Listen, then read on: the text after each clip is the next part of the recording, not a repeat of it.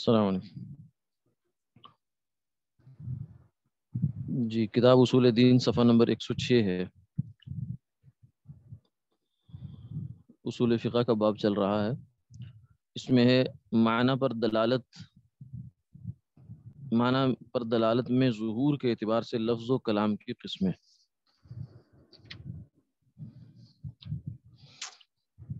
Number 1، ظاہر، وہ لفظ و کلام جس کو محض سننے سے مراد ظاہر ہو جاتی ہے۔ نمبر 2، نص، وہ لفظ ہے جس کو سننے سے مراد بھی ظاہر ہوتی ہے اور اسی مراد ہی کی غرض سے کلام کیا گیا ہو۔ مثلا قرآن پاک میں احل اللہ البیع وحرم الربا، سورہ بقرہ آیت نمبر 275، اللہ نے بیع کو حلال کیا اور سود کو حرام کیا۔ یہ آیت حلت بیع یعنی بیع کو حلال قرار دینے میں اور حرمت سود میں ظاہر ہے، کیونکہ یہ الفاظ سننے سے ہی یہ بات ظاہر ہو جاتی ہے کہ بیع حلال ہے اور سود حرام ہے۔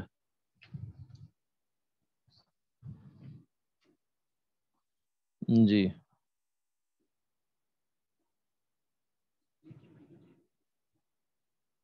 بیع کا مطلب ہے خرید و فروخت،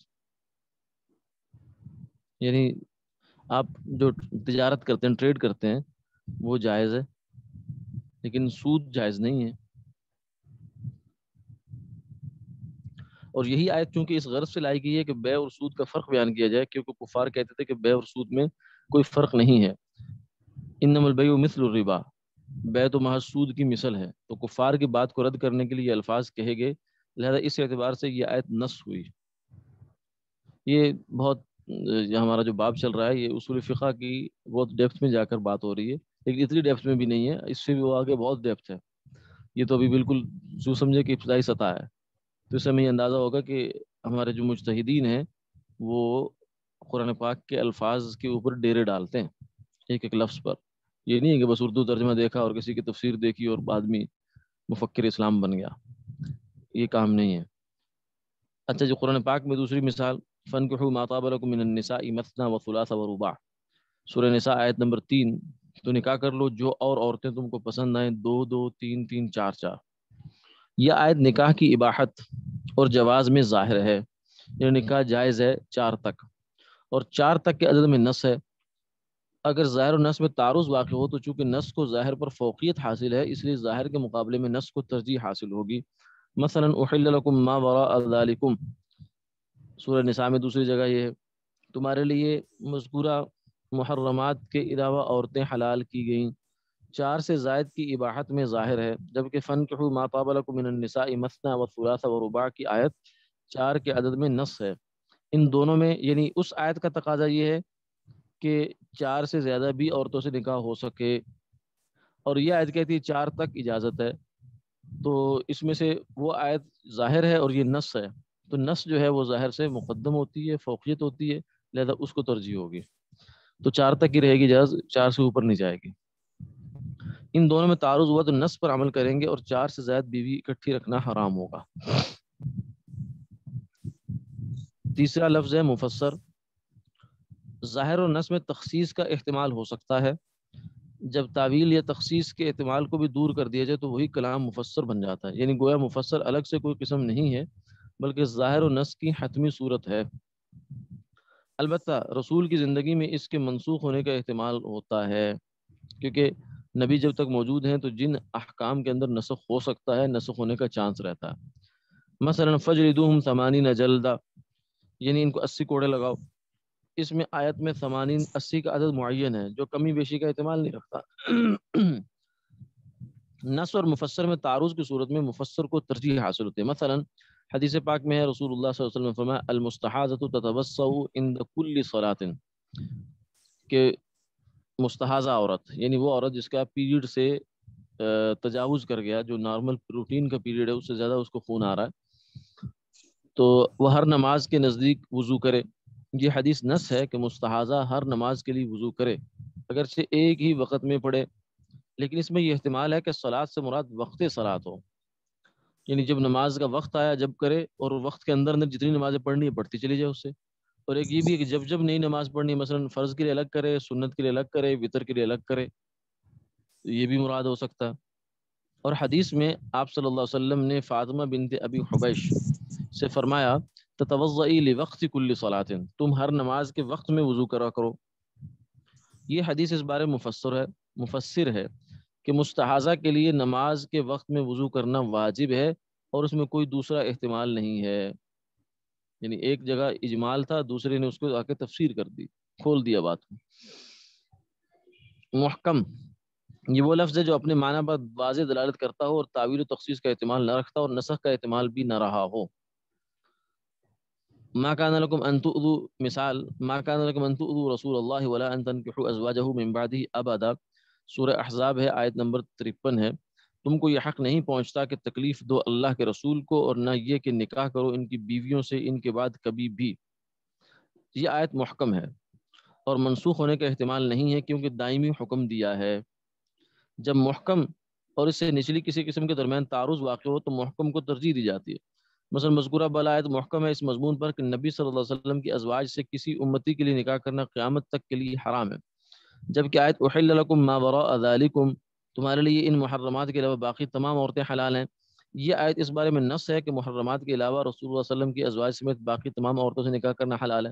یعنی ایک آیت کا تقاضا کچھ اور ہوا، دوسری آیت کا تقاضا کچھ اور ہوا۔ تو تعارض کے وقت محکم کو اختیار کیا جائے گا اور نص کو چھوڑ دیا جائے گا۔ یعنی یہ جو ایک بڑا اہم سوال اٹھتا ہے کہ جو آدمی کہتا ہے نا میں صرف قرآن کو بس کافی سمجھتا ہوں، بابا قرآن تو خود آپس میں ظاہراً اس کی آیتیں آپس میں ٹکراتی، تو پھر وہاں سے نکلو گے کیسے؟ کس اصول کے تحت نکلو گے؟ اب یہاں تو اصول ہیں، یہ آپ کو یہ سمجھ میں آ رہا ہے کہ مفسرین یا ہمارے جو مجتہدین ہیں، فقہا ہیں، وہ قرآن پاک کو سمجھتے ہیں تو اس طریقے سے، یہ سینس ہے قرآن کے۔ معنی پر دلالت میں خفا کے اعتبار سے لفظ کی 4 قسمیں بنتی ہیں، یہ اس 4 کے اپوزٹ ہیں گویا کہ۔ خفی اس لفظ کو کہتے ہیں جس کی مراد میں خفا ہو، خفا خود لفظ کی وجہ سے نہ ہو بلکہ کسی عارض کی وجہ سے ہو۔ مثلا قرآن پاک میں والسارق والسارقۃ فاقطعوا ایدیہما، سورہ مائدہ آیت نمبر 38 ہے، اور چوری کرنے والا مرد اور چوری کرنے والی عورت کاٹ ڈالو ان کے ہاتھ۔ سارق عربی میں اس کو سارق کہتے ہیں، چور کو۔ سارق کا لفظ اپنے معنی میں ظاہر ہے، یعنی ہر وہ شخص جو دوسرے کا حفاظت میں رکھا ہوا مال پوشیدہ طور پر اٹھا لے، چور وہ ہوتا ہے جو خفیہ کسی کا مال کہیں سے کسی حفاظت میں رکھا ہوا اٹھاتا ہے۔ جو راستے پہ پڑا ہوا اٹھاتا ہے اسے چور نہیں کہتے۔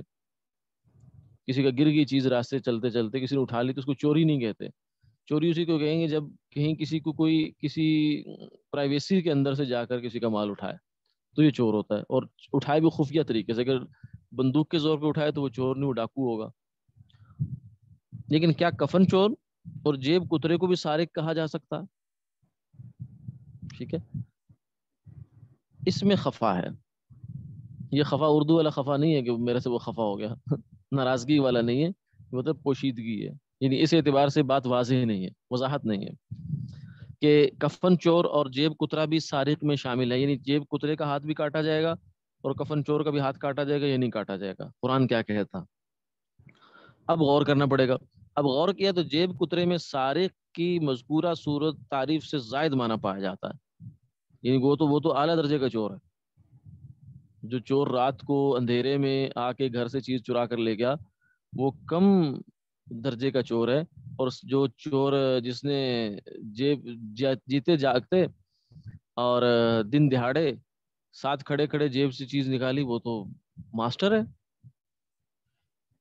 کیوں کہ چور تو سوئے ہوئے کی چیزیں چراتا ہے، جبکہ جیب کترا بیدار شخص کی چیزیں چراتا ہے۔ اس کے مقابلے میں کفن چور میں سارق کی حقیقت کم پائی جاتی ہے، وہاں درجہ کم ہے، کیونکہ مردے اشیاء کی حفاظت کی قدرت نہیں رکھتے۔ وہاں جو چیز ہوتی ہے وہ کسی کی کسٹڈی میں نہیں ہوتی۔ اسی طرح سے کفن چور ایسی چیز چراتا ہے جو حفاظت میں نہیں ہے، لہذا اس پر سارق کی تعریف صادق نہیں آتی۔ ٹھیک ہے، حاصل یہ ہے کہ کفن چور میں سارق کی تعریف پوری نہ ہونے کی وجہ سے اس کا ہاتھ نہیں کاٹا جائے گا، لہذا کفن چور کا ہاتھ نہیں کاٹے گا۔ ہاں یہ نہیں مطلب نہیں ہے کہ اس کو انعام دیا جائے گا بہت اچھا کام کیا تو نے، اس کی ٹھکائی شکائی ہوگی جو بھی ہوگا، لیکن حد کا معاملہ ہے نا، چونکہ ہاتھ کاٹنا ایک حد ہے، تو حد کے معاملے میں فقہا بہت احتیاط کرتے ہیں، کہ حضور نے فرمایا ادرؤوا الحدود ما استطعتم، جہاں تک ہو سکے حدود کو ٹلا دیا کرو، یہ آخری درجہ ہے۔ تو اس میں بہت احتیاط کی جاتی ہے کہ تھوڑا تھوڑا بھی اگر شبہ پڑ جائے، ادر الحدود بالشبہات کے الفاظ بھی آتے ہیں کہ شبہوں سے بھی حد کو ٹلا دیا کرو۔ تو اس لیے یہ شبہ پڑ گیا کہ کفن چور کیا سارق ہے یا نہیں ہے، اس پر اس کا اطلاق ہوتا ہے کہ نہیں ہوتا.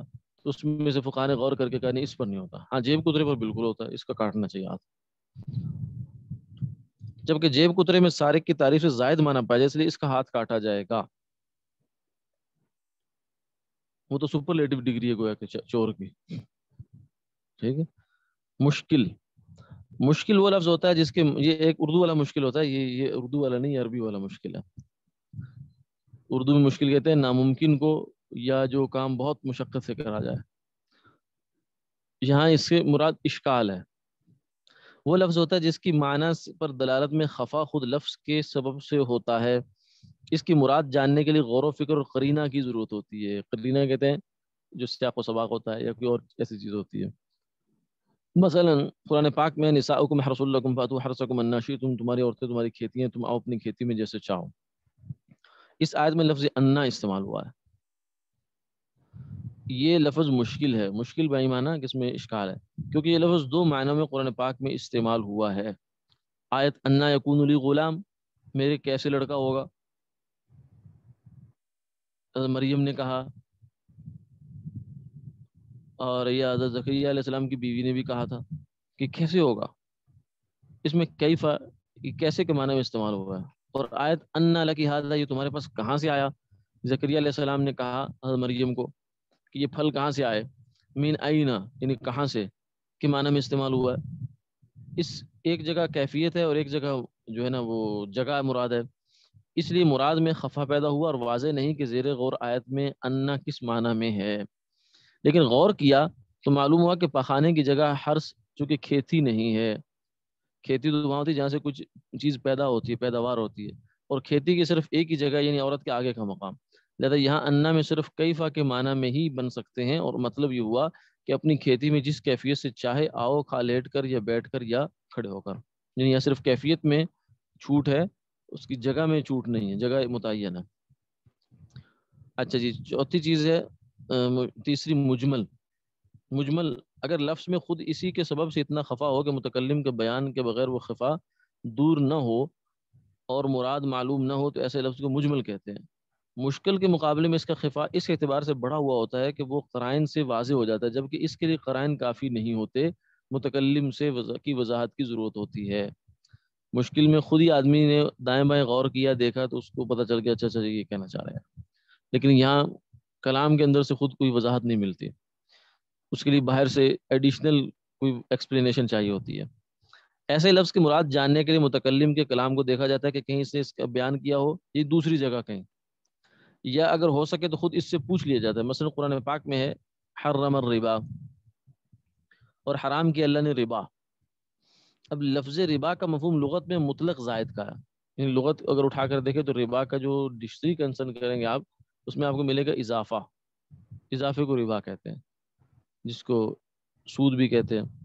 اور یہ معنی آیت میں مراد نہیں، کیونکہ ہر اضافہ تو حرام نہیں ہے. ہم نے بکری خریدی، ٹھیک ہے، تو بکری نے بچہ دے دیا تو اضافہ تو ہو گیا، تو حرام تو نہیں ہے اضافہ. اسی طریقے سے آدمی نے ایک چیز خریدی 100 روپے کی تاجر نے، اور اس کو آگے 110 میں فروخت کر دیا، تو اضافہ تو ہوا 10 روپے کا، لیکن یہ بھی حرام نہیں ہے. کیونکہ بے جو تجارت میں کی جاتی ہے وہ ہوتی ہی اس لیے ہے کہ اصل پر زائد بطور نفع لیا جائے، حاصل کیا جائے. حدیث میں بتایا گیا کہ ربا سے مراد، تو پھر کون سے کیا مراد ہے. تو اس میں پھر کیا ہوا کہ حدیث سے ہم نے رجوع کیا، کیونکہ اللہ کا کلام ہے تو اس کی وضاحت حدیث سے بھی ہو سکتی ہے.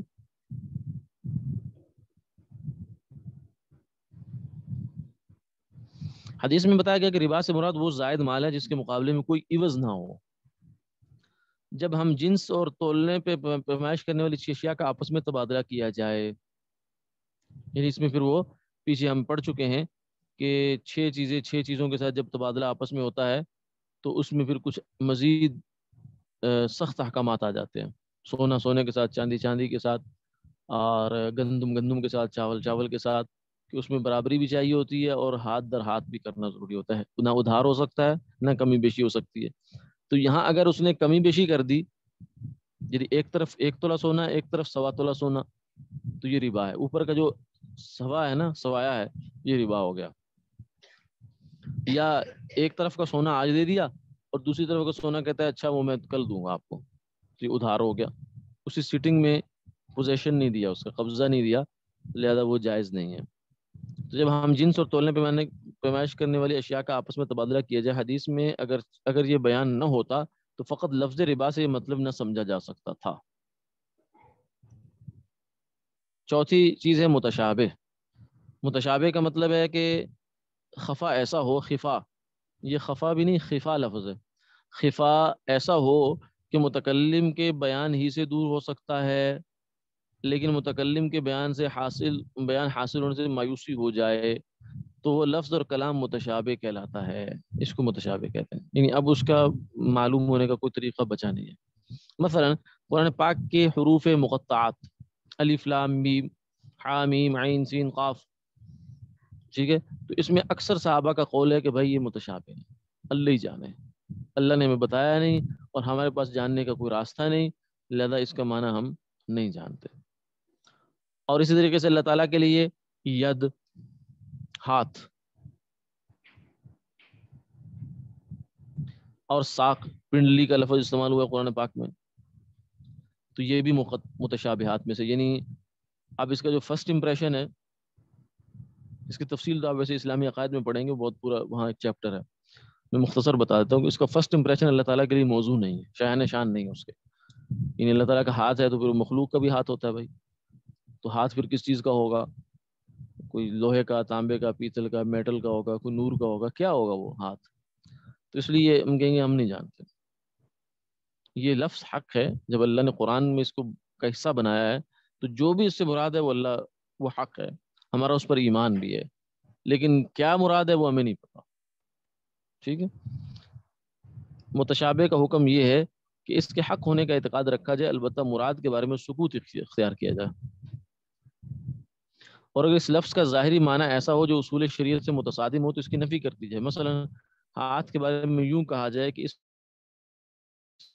سے مراد آلہ جارحہ، یعنی پکڑنے کا آلہ نہیں ہے، اتنی بات تو کہیں کہ یہ معلوم نہیں، مزید تفصیل عقائد کی کتاب میں دیکھ لی جائے۔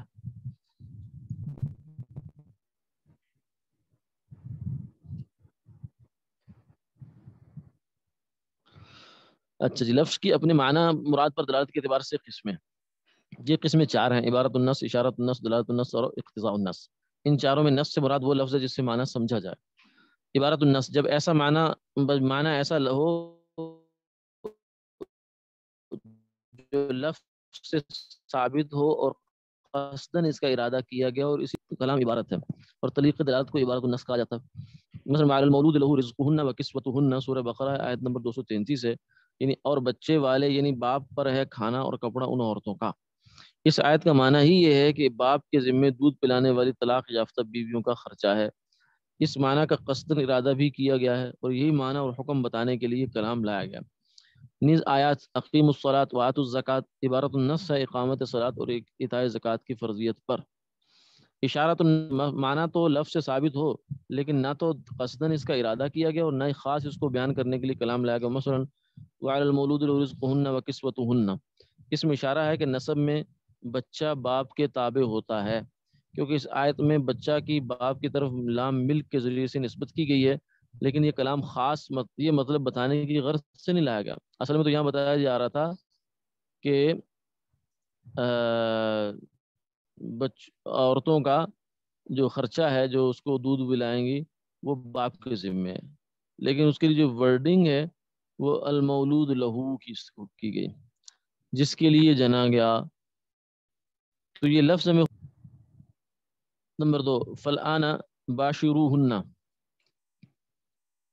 وابتغوا ما كتب الله لكم وكلوا واشربوا حتى يتبين لكم الخيط الأبيض من الخيط الأسود من الفجر ثم أتموا الصيام، سورہ بقرہ آیت نمبر 187۔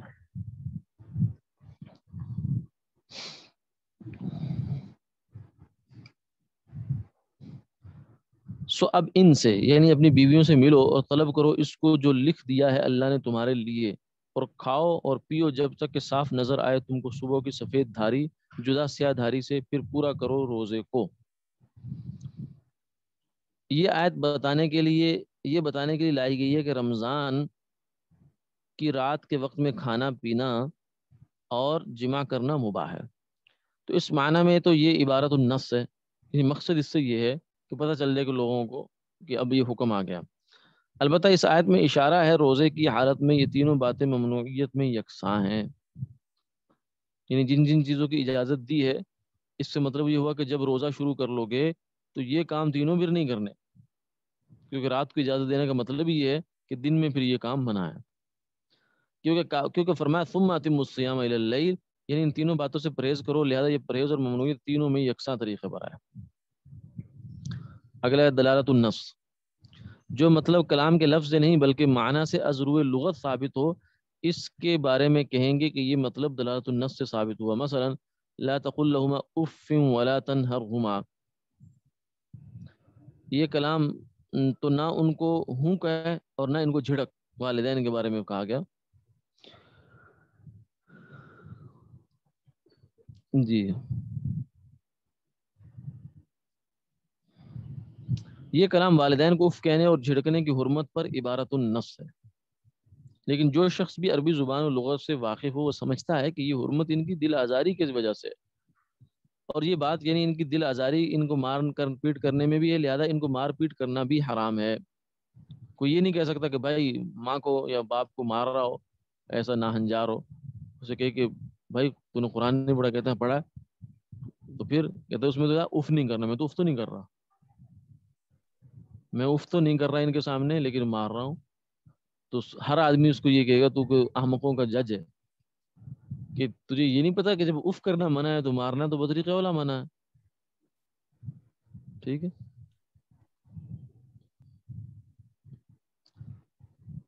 تو یہ وہ آدمی ہر آدمی یہ سمجھتا ہے کہ یہ حرمت ان کی دل آزاری کی وجہ سے، اور یہ بات یعنی ان کی دل آزاری ان کو مار پیٹ کرنے میں بھی ہے، لہذا ان کو مار پیٹ کرنا بھی حرام ہے. یہ قیاس نہیں ہے، کیونکہ قیاس جو شخص فقی قیاس سے کچھ بھی واقفیت نہ رکھتا ہو، کیونکہ جو شخص فقی قیاس سے کچھ بھی واقف نہ رکھتا ہو وہ بھی محض لغت کی وجہ سے اتنی بات کو سمجھتا ہے، کیونکہ وہ تو کام ہے مجتہد کا، اور دلالت النص مجتہد کے لیے تو یہ ہر بندہ کر سکتا ہے، یہ کامن سینس کی چیز ہے. لہذا اف کہنے اور جھگڑنے کی ممانت سے تو عبارت النص سے ثابت ہوئی، البتہ مار پیٹ سے ممانت دلالت النص سے ثابت ہوئی. تو اس لیے شریعت کے بہت سے احکامات ایسے ہیں جو کامن سینس سے معلوم ہو سکتے ہیں، اور کچھ ایسے ہیں جو اسپیشل سینس چاہیے ان کے لیے، اور یہ مجتہدین کی ہوتی ہے. اقتضاء النص، متکلم نے ایک کلام کیا جو عربوں کے نزدیک بالکل صحیح ہے، لیکن وہ کلام اس وقت صحیح بنتا ہے جب اس میں مزید کچھ بات موجود مانی جائے، فرض کی جائے. مثلا ایک شخص نے دوسرے سے کہا اعتق عبدک عنی بألف، یہ گرامر کے لحاظ سے کلام بالکل ٹھیک ہے کہ بھائی اپنا غلام میری طرف سے 1000 کے بدلے میں آزاد کر دو. غلام اس کا آزاد یہ کروا رہا ہے اس کو، اور 1000 روپیہ بھی دے رہا. ٹھیک ہے، میری طرف سے 1000 روپے کے عوض میں اپنے غلام کو آزاد کر دو. اگر اس کا یہ مطلب یہ ہو کہ تم اپنے غلام کو آزاد کر دو، اس پر مجھ سے 1000 روپے لے لو، تو یہ حکم صحیح نہیں ہے، یہ شریعت میں اس کا کوئی تک نہیں بنتا. حکم صحیح نہیں کا مطلب یہ بے تکی بات ہے کہ وہ غلام آزاد اس نے کیا، تمہیں 1000 روپے کس چیز کے دے رہے ہو، اس کو انعام دے رہے ہو. تو انعام والی چیز پہ ہوتا ہے، اس میں کیا انعام ہے کہ تم نے غلام آزاد کے لیے میرے سے 1000 روپے لے لو. کیونکہ مالک اپنے غلام کو اپنی مرضی سے آزاد کر رہا ہے تو وہ 1000 روپے کس بات کے لے گا. لہذا اس معنی میں تو یہ کلام ہی صحیح نہیں ہوگا، یعنی صحیح نہیں ہوگا مطلب گرامیٹیکلی ٹھیک ہے لیکن اس کا معنی ٹھیک نہیں ہے، تک نہیں بنتا کوئی. البتہ اگر ہم یہ فرض کر لیں کہ وہ یہ کہنا چاہتا ہے کہ تم 1000 کے عوض میں اپنا غلام پہلے میرے حق فروخت کرو اور پھر میرے وکیل بن کر میری طرف سے غلام کو آزاد کر دو، تو البتہ یہ کلام ٹھیک ہو جائے گا. یعنی گویا کہ اس کے اندر ایک عبارت لپٹی ہوئی ہے، فولڈ ہوئی پڑی اندر اس کے ایک بات، وہ یہ تھا کہ پہلے غلام مجھے 1000 میں فروخت کرو، میں غلام کا مالک بن جاؤں گا، پھر تم کیا کرنا، اس کو میری طرف سے میرے وکیل بن کر آزاد کر دینا. پھر میرے وکیل بن، متکلم کے کلام کا اپنی درستگی کے لیے اس مفروضہ مضمون کا تقاضا بھی صحیح ہوگا، کیونکہ متکلم جب ایک سمجھدار آدمی ہے، عاقل بالغ ہے، اور اس نے ایسی بات کی ہے تو ہم یہ مفت میں اس کے کلام کو کہیں گے نہیں بھائی یہ تو بیکار بات ہے، جو فضول بات ہو گئی. اس کا کلام بھی ٹھیک ہو جائے گا، اس کا مقصد بھی ٹھیک ہو جائے گا، اور شریعت کے دائرے میں بھی اس کو کوئی مسئلہ نہیں ہوگا. تو اس کے لیے آپ کو کارروائی کرنی پڑی کہ اس کے کلام کے اندر سے کچھ مزید کلام نکالنا پڑا، اس کو کہتے ہیں اقتضاء النص، اور کلام میں اس کا اعتبار کیا جائے گا۔ اس کی ایک اور مثال یہ حدیث ہے کہ رسول اللہ صلی اللہ علیہ وسلم نے فرمایا رفع عن امتی الخطأ والنسیان، میری امت سے خطا اور نسیان اٹھا لیے گئے، ٹھیک ہے۔ ظاہر الفاظ دلالت کرتے ہیں کہ اس امت سے خطا و نسیان اٹھا لیے گئے، اور اب اس امت سے خطا و نسیان سے کوئی فعل صادر نہیں ہوگا، یعنی امت میں نہ کسی سے بھول ہوگی نہ چوک ہوگی۔ بھول اور چوک، چوک خطا کو کہتے ہیں، بھول نسیان کو کہتے ہیں، بھول چوک معاف، ٹھیک ہے جی۔ تو یہ حدیث کا ترجمہ ہوتا ہے بھول چوک معاف، یعنی امت کو اللہ نے بھول چوک معاف کر دی ہے۔ تو ویسے حدیث کے جو ظاہری الفاظ ہیں اگر آپ اس کو ٹھیک ترجمہ دیکھیں تو اس میں تو پتہ چلتا ہے کہ اٹھا دیے گئے، یعنی چلے گئے۔ اب دنیا سے بھول اور چوک اٹھا لی گئی، اب کسی کو بھول نہیں ہوگی، کسی سے چوک نہیں ہوگی، حالانکہ یہ بات واقعے کے خلاف ہے۔ اور خطا و نسیان کی وجہ سے اس امت کے افراد سے بہت سے افضال سرزد ہوتے ہیں، صبح شام ہم اپنے ساتھ دیکھتے ہیں، بھولتے بھی ہیں اور چوکتے بھی ہیں، یعنی غلطی سے مسٹیکس بھی کرتے ہیں اور بھول بھی جاتے ہیں۔ یہ کلام البتہ اس وقت صحیح ہوگا جب ہم خطا و نسیان کی طرف نسبت کردہ اسم گناہ کو فرض کریں اور عبارت یوں بلائیں رفع امتی عن امتی اسم الخطا والنسیان، یعنی میری امت سے، یعنی ایسا تو نہیں نا حضور ایسی بات کریں کہ جو ہو نہ اور وہ بات کر دیں، جو بات کی گئی وہ ہے، سچ ہے، اب ہمارا پریکٹیکل اس کے تھوڑا سا اگینسٹ جا رہا ہے، تو اس کا مطلب ہے ہمیں کچھ انڈرسٹینڈنگ میں فرق لگ رہا، تو انڈرسٹینڈنگ سیٹ کرنے کے لیے ہمیں اس بیچ میں ایک لفظ بنانا پڑے گا، ڈالنا پڑے گا، اور وہ کیا ہے؟ اسم کا لفظ۔ اسم کا مطلب گناہ، میری امت سے خطا و نسیان سے صادر ہونے افعال کا گناہ اٹھا لیا گیا، یہ اب ترجمہ ہوگا بھول چوک معاف، یعنی اللہ کے ہاں اس کی بھول اور چوک کیا ہو جائے گی؟ معاف ہو جائے گی۔ جی چلیں۔